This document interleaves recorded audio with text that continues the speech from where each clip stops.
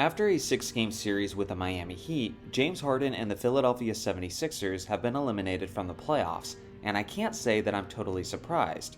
Although I had hoped that Harden would play well, it's basically the worst kept secret in the league that the guy is a completely different player in the postseason, to the extent that he stands out like a sore thumb compared to the other great superstar guards of NBA history. Today, I plan on tackling several aspects of this reality. The first is an in-depth look of just how bad Harden's postseason career has been. The second is some analysis and speculation on why this is the case. And the third is us pondering what exactly Harden would have to do in order to repair his legacy. Starting off, Harden has been viewed as one of the most talented and offensively gifted players of all time. The reason why so many people, including myself, have been so critical of him is because we see the skill and potential within his game. Although it may seem like a distant memory, for a while, Harden was actually being compared to the greatest and most explosive scorers of all time. Nick, is James Harden the best scorer since Wilt? No, he's second best scorer since Wilt. Wilt, Jordan, Harden. Rob G admits that James Harden is a better scorer than Kobe Bryant. Kobe Bryant is a better scorer than James Harden? Yeah, all day, every day. I don't know, man. Kobe Bryant had 81 points in a game. James Harden unguardable. He's in a category as the best scorer since Jordan. It's because of all of the different ways he does it. Nobody can put the ball in a basket and control a game that way, the way Jordan could. Kobe maybe in that class a little bit. I think Harden's even on a different level than that. In recent years, Harden's production has declined dramatically, which has resulted in these takes from analysts aging like cheese. Overall, he's still a solid basketball player, but especially in terms of the postseason, his trend of terrible and disappointing performances have only continued to hinder his legacy. In 2015, in an elimination game against the Warriors, Harden finished with 14 points, shot only 18% from the field, and added 12 turnovers. In 2017, Harden once again disappeared in an elimination game, this time against the San Antonio Spurs, where he finished with 10 points on 18% shooting and added 6 turnovers as his Rockets lost by nearly 40 points. In 2018, Harden and the Rockets choked a 3-2 series lead away to the Golden State Warriors in the West Finals, and most famously was Game 7, where the Rockets missed 27 straight three-pointers without a single make, and Harden was the one who led that terrible streak, with 10 of those failed attempts. There were additionally more missed opportunities in 2019 and 2020. Then in 2021, in Game 7 against the Milwaukee Bucks, Kevin Durant was forced to do the majority of the heavy lifting, as Harden not only led the team in turnovers, but he also shot only 29.4% from the field. And now, just several days ago, as a member of the Philadelphia 76ers, Harden stunk it up once again when the games mattered the most. Every NBA legend has bad games in the postseason, but at this point, it's not even a rare occurrence for Harden. It's simply what's expected, and the numbers indicate as such. His career averages obviously take a noticeable dip from the regular season to the postseason, but that's just one way of looking at it. It's even worse than that. Harden progressively becomes a worse player with each preceding game of the series.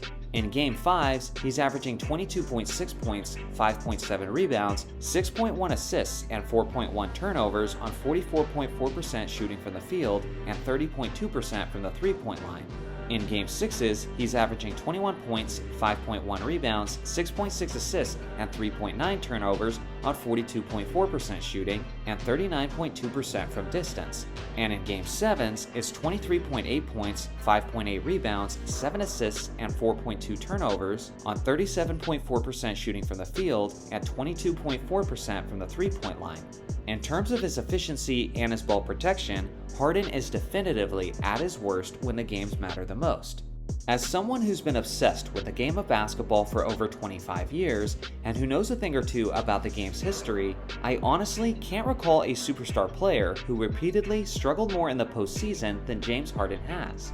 Sure, there was someone like Patrick Ewing, but individually, his postseason failures were not nearly as consistent. Jerry West is another example, as he made it to the NBA Finals 9 times, but he only had a 1-8 record. So he also knew quite a bit about failing when the games mattered the most. The thing is, his teams may have been bested often by another elite team. But West usually played very well on an individual level, and was even once named the Finals MVP while being on the losing team. The truth is, there is no true equal to Harden in terms of his postseason failures. As far as I'm concerned, he's easily in a class of his own at this point. So the next question is, why exactly is this the case? What is it about Harden's game, or even him as a person, that makes his struggles a reality?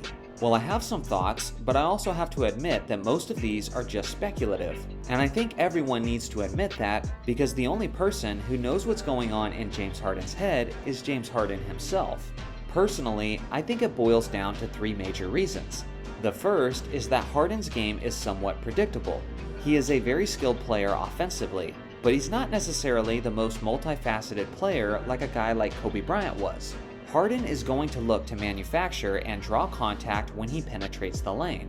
He also has a very predictable step-back jumper in isolation plays.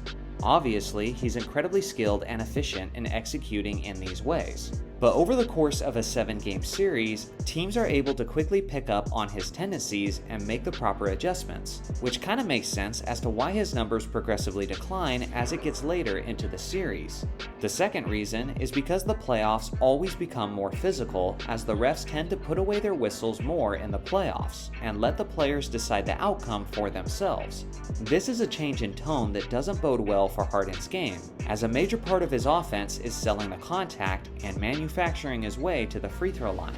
There is plenty of evidence to support this, and one of the simplest examples is how Harden averages less free throw attempts in the postseason, regardless of the fact that he's playing even more minutes.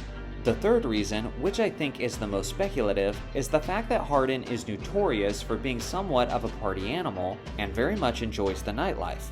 Guys like Kobe Bryant and LeBron James are highly respected for their ability to focus in come playoff time. They disconnect from social media and spend less time staying up late enjoying the nightlife. Harden's reputation is basically the exact opposite, and considering how Kevin Durant criticized James Harden for coming into training camp out of shape, I think it's safe to say that discipline and focus isn't within Harden's character traits. This lack of discipline is something that can be extremely punishing in a long and physical 7-game series. So now that I've established Harden's playoff failures and explained why I believe they exist, what exactly does Harden have to do in order to repair his stained and damaged legacy? Well, the answer might be different for each of us, and I'm curious to hear your thoughts in the comment section. But for me personally, there's nothing Harden can do to completely erase the long list of failures on his resume. He's nearly 33 years old at this point, and even if he wins a championship soon, it won't be enough for him to suddenly be viewed as a clutch player and as a big game performer. With that being said, if he leads his team with solid numbers and makes a deep postseason run all the way to the NBA Finals, I believe that he can at least diminish the view of him as one of the ultimate playoff underperformers. I believe it would take a 2001 Allen Iverson type finals run to truly affect the view of Harden's legacy, but I gotta be honest, I don't really see that happening at this point. Some viewers of this channel believe that I'm a hater of James Harden, and that's really not true. I would love to see him succeed, but for all the reasons I explained in this video, I don't see him as a next level superstar, and I don't think he belongs in the conversation of the greatest scorers of all time. Let me make a confession. Once Embiid returned from his injury, I thought Philly was going to win the series, and I even predicted as much on a recent podcast. My problem is that I'm too optimistic when it comes to struggling superstars. I thought that Harden would perform better in these playoffs because he's overdue. I assume that the great players will ultimately be great and eventually find a way to squash the demons that haunt them. But after this recent performance from Harden, I've simply been burned by this guy way too many times and have sadly accepted that this is simply who he is, and he'll have to do something remarkable to convince me otherwise, but I'll believe it when I see it. So now it's your turn. Why do you think Harden struggles so much in the postseason? And what would he have to do in order to repair his damaged legacy? Let me know in the comments section below. Thanks for watching as always. Make sure to like and subscribe for more basketball content, and I'll see you guys in the next video.